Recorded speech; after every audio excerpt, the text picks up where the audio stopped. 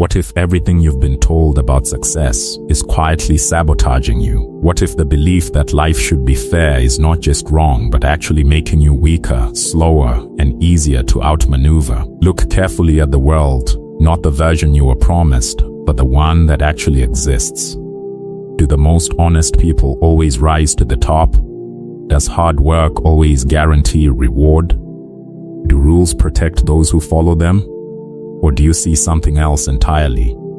A pattern, a system, a game. And the people winning that game? They're not the ones waiting for fairness. They're the ones who understand reality and adapt to it. This isn't negativity. This is clarity. And clarity is power. Because the moment you stop expecting life to be fair is the moment you start becoming dangerous. In the best possible way. Part 1. The comforting lie that holds you back. From the time you were young, you were given a story. Work hard, be good, follow the rules, and eventually things will fall into place. It sounds noble, it feels right, but there's a problem. It doesn't match reality. Because in the real world, effort does not guarantee recognition. Integrity does not guarantee reward. And fairness does not dictate outcomes. And when your expectations don't match reality, something happens internally. Frustration builds, bitterness creeps in. You begin to feel stuck. Not because you lack ability, but because you've been operating under a flawed assumption. Believing that fairness governs outcomes creates a dangerous dependency. You start relying on others to notice you, to reward you, to treat you right, and when they don't, you lose momentum. You hesitate. You question your own value. This is how the belief in fairness quietly weakens you. It shifts your focus away from what you control and places it into the hands of others. Part 2. The real game most people never see. There are, broadly speaking, two kinds of individuals you'll encounter in this world. The first group lives according to how they believe things ought to be.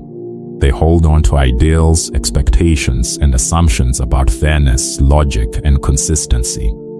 They move through life guided by a mental blueprint of what they were told reality should look like. Then there's the second group. They operate based on how things actually are. They don't spend their time resisting reality or wishing it behaved differently. They don't get stuck in frustration when expectations aren't met. Instead, they observe carefully. They analyze patterns. They pay attention to what truly drives outcomes. They study the world as it functions, not as it was promised to them. They take the time to understand it deeply. And once they do, they position themselves within it with intention and strategy.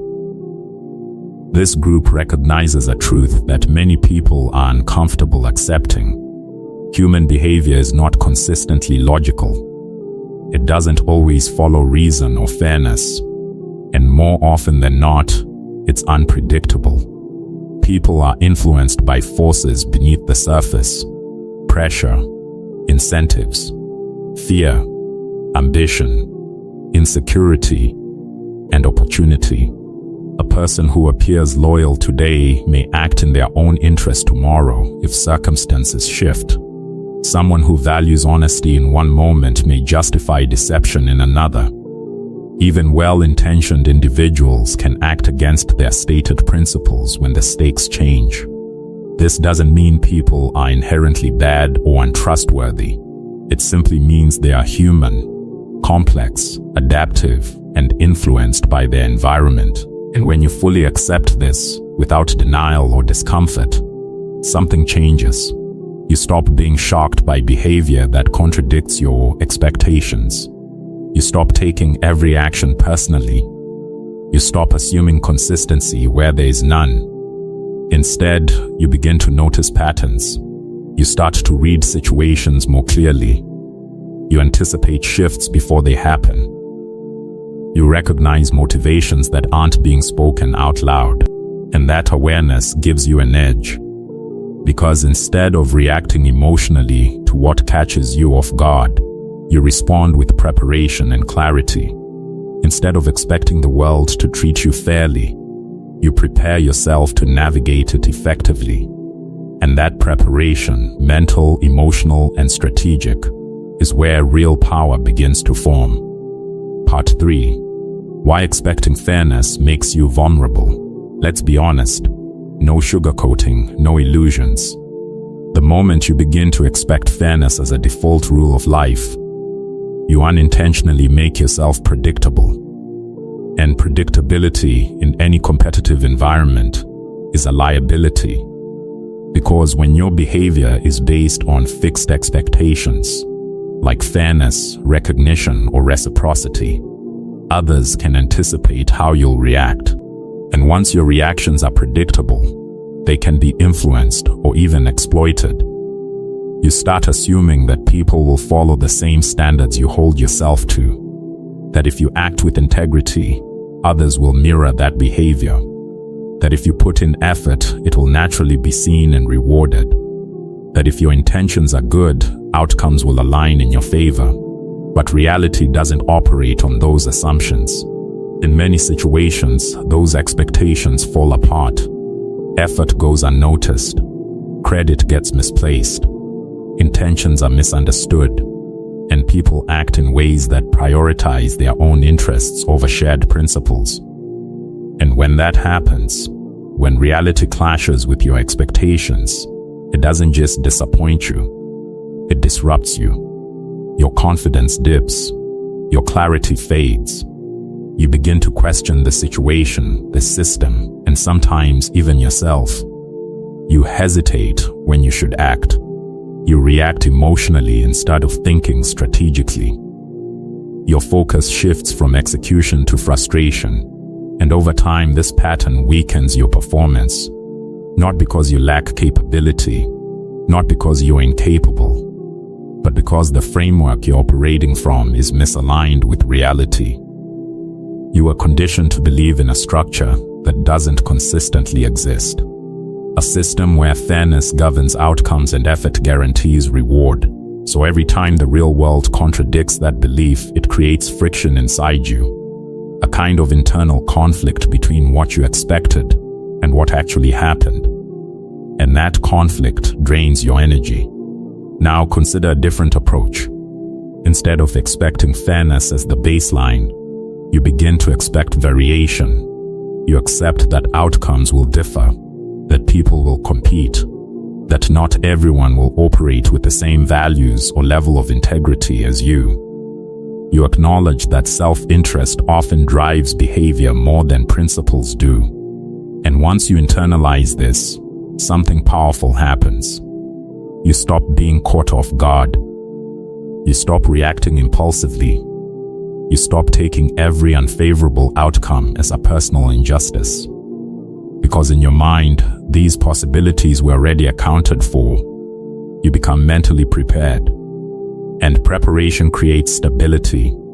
Instead of being thrown off balance, you stay grounded. Instead of losing direction, you stay aligned with your objectives. Instead of reacting emotionally, you respond deliberately. You remain focused on what matters. You stay calm under pressure. You think clearly when others are overwhelmed. And most importantly, you stay in control of yourself. That's what real strength looks like. Not the absence of challenges or unfairness, but the ability to remain steady and effective in spite of them. Part 4. Stop complaining. Start analyzing. Here's a hard truth most people don't want to hear.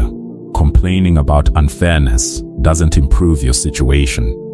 It broadcasts weakness. It signals that you see yourself as powerless.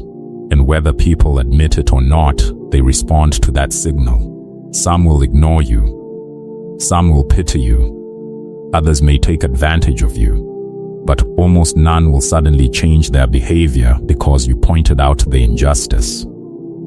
Because the world doesn't reward complaints, it responds to leverage. When something unfair happens, you have two choices: react emotionally or respond strategically.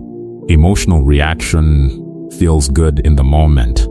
You vent, you express, you release, but nothing changes. Strategic response, on the other hand, asks, what caused this? What can I learn? How do I prevent this next time? What do I need to improve? This mindset shifts your energy from frustration to problem solving, and that shift is everything. Part 5. Building real power, not dependence. There are 2 ways to approach success. One is based on what you believe you deserve. The other is based on what you can consistently deliver. The first creates dependence. The second creates power. If your mindset is, I worked hard, so I should be rewarded, you're relying on someone else to validate you. But if your mindset becomes, I will become so valuable that I cannot be ignored, everything changes. You stop chasing recognition and start building capability. Real power comes from usefulness, from being able to solve problems others struggle with, from bringing value that people need, from having skills that are difficult to replace. Because when you reach that level, opportunities stop being something you wait for. They become something you attract. Part 6. Understanding people, the hidden advantage.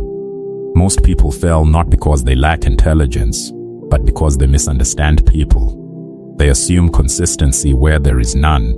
They expect loyalty without incentives. They trust blindly or distrust completely. Both are mistakes. Human behavior follows patterns, not perfect patterns, but observable ones. People respond to incentives, fear, reward, loss, status, security. If you understand what drives someone, you can better predict how they'll act. And when you can predict behavior, you can position yourself more effectively. This isn't manipulation, it's awareness. It's knowing how to navigate reality instead of being blindsided by it. Part 7. Strategy over emotion. When something unfair happens, your instinct is emotional. Anger, frustration, indignation, and those emotions are natural, but they're not always useful, because emotion focuses on what should have happened. Strategy focuses on what can happen next. Let's say someone takes credit for your work. An emotional response might be confrontation or complaining. A strategic response might be documenting your contributions more clearly, building visibility with decision makers, strengthening your network, positioning your work in ways that are harder to overlook. Both approaches address the problem, but only one improves your long-term position. That's the difference. Part 8. Create your own scorecard. If your definition of success is built on other people noticing you, approving of you, or rewarding you, then your sense of stability will always be fragile. Because external validation is inconsistent by nature. It fluctuates. Sometimes your efforts will be recognized. Sometimes they'll be overlooked. Sometimes you'll be praised for something small. And other times, major contributions will go unnoticed. There's no reliable pattern to it. And that unpredictability creates an emotional roller coaster. On the days you receive recognition, you feel confident, motivated, and driven. But on the days you don't, doubt starts to creep in. You begin to question your progress. You second-guess your abilities. You lose clarity about where you're going and whether you're even moving in the right direction. Your motivation drops. Your confidence weakens. Your sense of direction becomes uncertain. Not because you've actually regressed, but because your measurement system is unstable. You're using a scoreboard you don't control. And that's the problem. When your progress is tied to something outside your influence, your internal state becomes dependent on variables you can't manage. That's why developing internal standards is not optional, it's essential. You need your own system of measurement, your own metrics that define what progress looks like, your own benchmarks that tell you whether you're moving forward, your own criteria for success that isn't dictated by applause, approval, or recognition. Because growth doesn't always get noticed immediately. And if you rely on others to confirm it, you'll miss it. So instead of asking, who noticed what I did? Start asking better questions. Am I improving compared to who I was before? Am I building skills that increase my value? Am I taking on more complex challenges than I used to? Am I solving problems more efficiently or more effectively? Am I moving forward, even if the progress feels slow? These questions shift your focus inward, toward what you can actually control. And control is where stability comes from. When your attention is on your own development, your own effort, and your own trajectory, you stop being emotionally dependent on external reactions. You become more consistent, more grounded, more focused, because your progress no longer disappears just because someone didn't acknowledge it. You see it, you measure it, you build on it, and that creates a different kind of confidence. Not the fragile kind that rises and falls with praise, but the solid kind that comes from evidence, your own evidence of growth and capability. As this mindset strengthens, your stability increases. You don't get thrown off course as easily. You maintain direction even when recognition is absent. You keep moving when others would lose momentum. Your confidence becomes self-sustaining, and your progress begins to accelerate, not because others are pushing you forward, but because you've built a system that keeps you moving regardless. That's the power of internal standards. They don't just protect your mindset, they amplify your growth. Part 9, the shift that changes everything. This entire transformation comes down to one fundamental shift. From dependence to self-reliance. From expectation to preparation. From emotion to strategy. From fairness to capability. When you make this shift, something powerful happens. You stop waiting, you stop blaming, you stop reacting, and you start building skills, building awareness, building leverage, building strength, and over time that strength compounds. Part 10, how to apply this starting today. This isn't just philosophy, it's practical. Here's how you start immediately. When something feels unfair, pause. Don't react instantly. Ask, what actually happened? Why did it happen? What can I learn from this? What do I need to improve? Then act accordingly. Focus on increasing your value. Study people. Improve your communication. Strengthen your position. Stop relying on being treated fairly, and start becoming someone who succeeds regardless. Final message, the reality of power. The truth is simple, but not easy. The world isn't structured around fairness. It's shaped by decisions, incentives, and behavior. You can resist that, or you can understand it.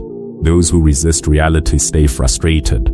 Those who understand it gain control. Because real strength doesn't come from being treated fairly. It comes from being capable enough to thrive, even when you're not. So the question is, will you keep waiting for fairness? Or will you start building power? Because once you make that shift, everything changes. Your mindset, your decisions, your results, and most importantly, your future. Your new principle. I don't rely on fairness, I rely on capability. And that is where true strength begins.